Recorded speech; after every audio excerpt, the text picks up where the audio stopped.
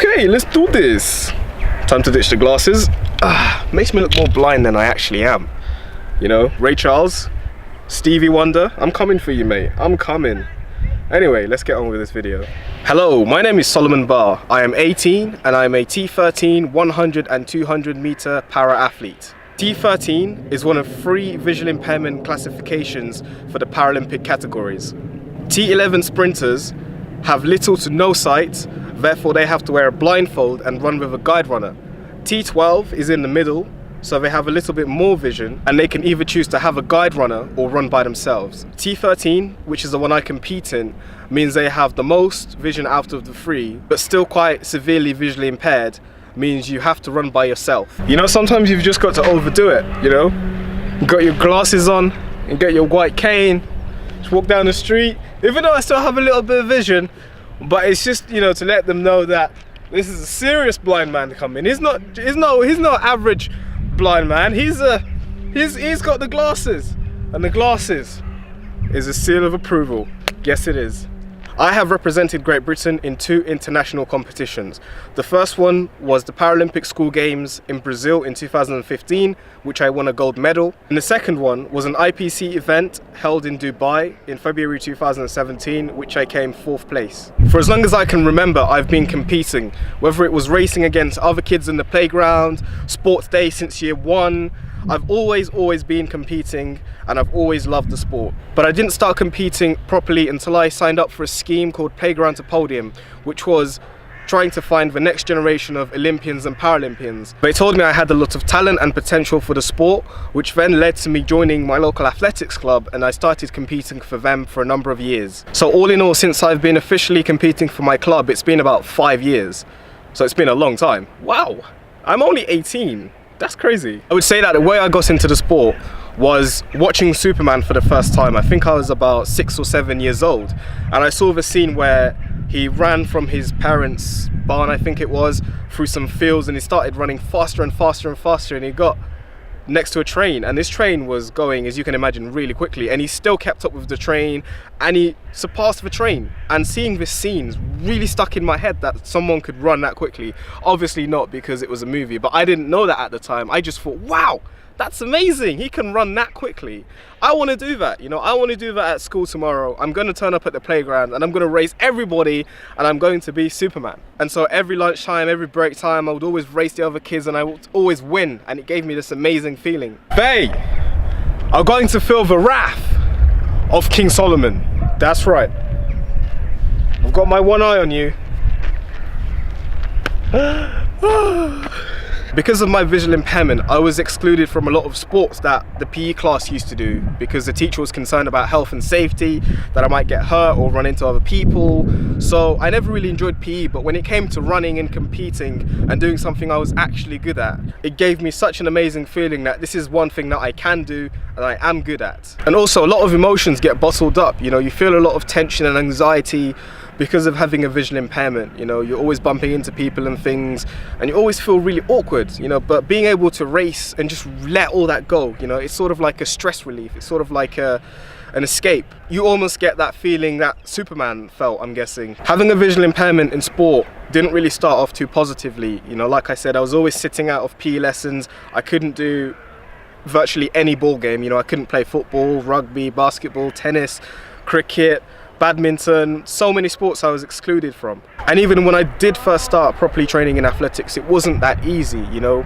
We were training in the dark, I was running into other people that were running, I was running into hurdles, and I had to overcome them, quite literally, you know. And I could never just run, you know, because I was always worried about having an accident. But as I developed a relationship with my coach, we learned how to adapt things to suit my visual impairment. For example, there's an exercise called a box jump, which you have to jump onto a box, obviously, and I always used to trip over the box because I didn't see the edge, and I used to graze my shins, and it just used to be horrible.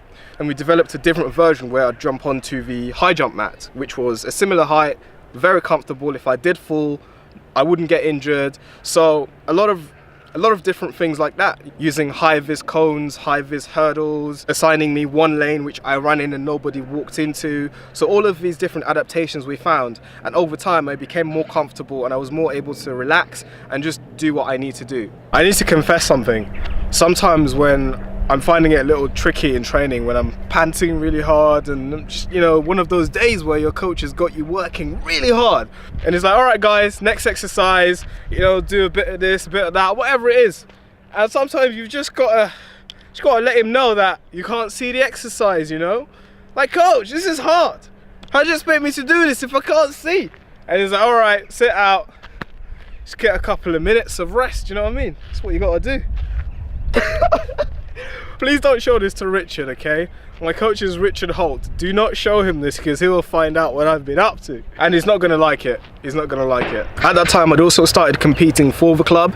And because there weren't that many disability events or opportunities to race against other visually impaired people, I always had to run in the mainstream with able-bodied athletes. And I still didn't let that stop me. You know, I was always turning up to the events, running against them, and sometimes even winning races, you know, which really boosted my confidence to say that if I can do this with able-bodied athletes and win competitions, then, you know, why can't I do something amazing in the Paralympics as well? I think my biggest achievement so far was firstly breaking the school record. I think a lot of my teachers had low standards for me, but I wanted to go out there and I wanted to prove something. I wanted to be that Superman that I was in primary school, you know, and show these people that I can run, I can do stuff, you know. I'm not just some sad blind guy that just sits in the corner and wears sunglasses and plays the piano. Why did I just say that? On the sports day, I was on the start line. They said, on your marks, get set, go as usual. And I just ran, you know, I just pushed as hard as I could. And inevitably, I won the race and I broke the school record. So that was my first big achievement. The second one was when I was called up to represent Great Britain at the Paralympic School Games in 2015, which was held in Brazil. And I wasn't really expecting much because it was my first international competition. And I thought these guys were just gonna, you know, completely thrash me. But again, I turned up, I raced and I won. You know, which was again another amazing feeling, which again boosted my confidence to let me know that I can pursue this, you know, I can do great things in this sport if I just commit my mind to it. And I think the third one, which is quite recent, not very big as an achievement, but for me it is. I had an injury a couple of months ago and it was such a tough time. I couldn't run, I couldn't compete, I couldn't even train, you know, so it was just, the car had come to a complete stop. And I think for most athletes, that's something difficult to overcome. I saw a physio and I did all the rehab stuff and I just had that belief that I was gonna come back. And not only did I come back, I got a personal best. Because all those previous months, I hadn't been doing anything. I was seeing all these other athletes just progressing and getting PBs and winning competitions. And I was just sitting there, not doing anything. But to be able to come back in the same season and, you know, not only come back stronger but also get a new personal best was just like, yes, you know. Initially the people that inspired me were just, you know, the typical athletes like Usain Bolt, Mo Farah, Jessica Ennis. It was like, wow, these guys are amazing. But then when I started looking deeper into the sport and other aspects of it, such as the Paralympics, I was like, wow, this is even greater. You know, there are these people that are disabled in some way or another, which is one hurdle in itself to battle with on a day-to-day basis. Not only that, but they're taking on Olympic style training and Olympic style competition at a full level, you know, on the highest level, and competing on a world stage against each other and doing such amazing things was just like, woo, you know. And having a visual impairment, I looked up to other visually impaired athletes such as Jason Smith, who's, you know, the fastest T13 athlete ever. David Brown, who's an American athlete doing that in the T11 category. Libby Clegg, who's a fantastic Great British athlete. You know, all these visually impaired athletes just doing amazing things, you know, and I could relate to what they were going through. So that was my biggest inspiration for the sport. My aspirations for the sport are to go to the Tokyo 2020 Paralympic Games. You know, I'd really like to represent my country on such a big stage like that. I'm not expecting to win because I'm still at the early age of my career.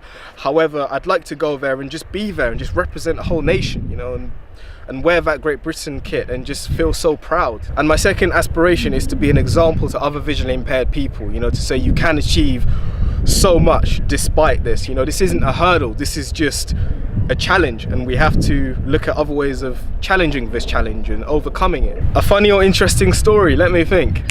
My first competition in athletics, you know, I was there on the start line, not really sure what to do.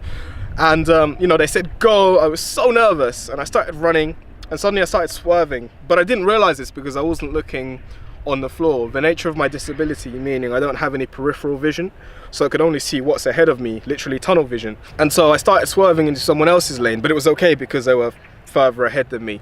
And when I got to the finish line, one of the judges came up to me and they said, "What were you doing? You swerved in the other person's lane." are you blind or something? Boom!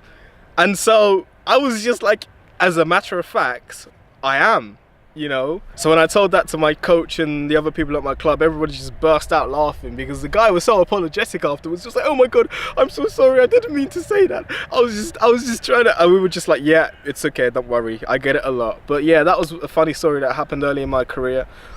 But also recently I did a blindfold run for a charity called RSBC, and it was two people that were tied together, and one person was blindfolded and the other one obviously was guiding them, and they did a lap and then you swapped round.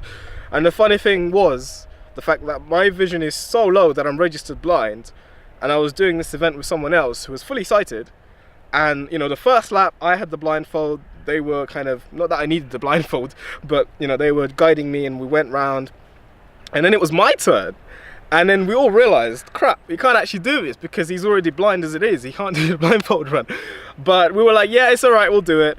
And he almost fell into the river because one of the paths, on the edge was like so close to the River Thames that he almost slipped down. So that was very recent that happened. But yeah, interesting hobbies or projects outside of the sport. I really enjoy going into schools and doing talks and events and trying to inspire other young people, because I think it's important, as well as doing well in the sport, but to also pass on positive messages to the younger generation and promote athletics as a way of fitness and living a harmonious life. My second passion is flying drones. Now yes, this isn't a good idea at all if you're visually impaired, because you need to see where your drone is going. And as a matter of fact, I've been through 2 drones. One of them, it took off and I could still hear it, which was how I navigate. But I suddenly couldn't hear it anymore, and it just kind of went into the distance and I couldn't get it back. I was like, crap, I've lost it. And the second one, I crashed into a tree because for obvious reasons I couldn't see. But yeah, I really enjoy flying drones and getting some really amazing shots of my sport. And thirdly, I really enjoy writing spoken word pieces, so trying to express myself, how I feel, and just trying to bring out that, you know, motivation, inspiration kind of message that athletics is about. So my family life, I live at home with my mum and 4 siblings. We have an amazing time, but there are times when my siblings play pranks on me. So for example, if we argue about something, usually like if I leave something somewhere, I'd expect it to be there because I can't be bothered to actually actively look for it. So for example, if I left my phone here, I'm going to expect it to be there, you know, so on and so forth. So if we have an argument and I'm sitting on a chair, I would go away and I would come back, but what they would have done is they would have moved the chair. So I would come and try and sit down and I'd land obviously on the floor because there's no chair, and I'm expecting there to be a chair but there's no chair. So it's like, what the hell, why would you do this? That's a funny prank. That's a funny prank they always play on me. It's pretty funny. So any personal stories or facts? I actually moved to England when I was 6 years old for 2 reasons. One was political violence, and the second one, which was a little more funny, was the fact that I got kicked out of reception, you know. And I'll tell you the story. You know, I was really excited. I had my uniform, I had my lunchbox. I was like, yes, my first day of school, it's going to be amazing. Turned up, sat down, got my books out, and the teacher wrote something on the board. I couldn't see what he had written on the board, so I put my hand up and said, sir, I can't read the board. And because he was an African teacher, he did this funny accent voice. He went, no, you are just being stupid. You just don't want to learn anything. I was like, no, seriously. My mum says I have eye problems. He was like, okay, fine. Come to the front and don't disrupt me again. So I sat at the front again and I still couldn't read the board. And this time I was more nervous to put my hand up, but I still did. I said, sir, I still can't see it. He's like, what do you want me to do? What do you want me to do? Get out of my classroom. And he kicked me out, you know. He said, get out, go home. So I went home. And my mum was like, son, how was your first day? It must have been amazing. And I was like, yeah, I got kicked out. So she was like, oh, okay. Obviously, you're not going to get a good education here, so we'll have to find a different solution, which is why I'm in England. So, yeah. I hope I've answered all or most of your questions. If there is anything I left out, do email me and I'll reply pretty quickly. But yeah, this is it. I hope you enjoyed it.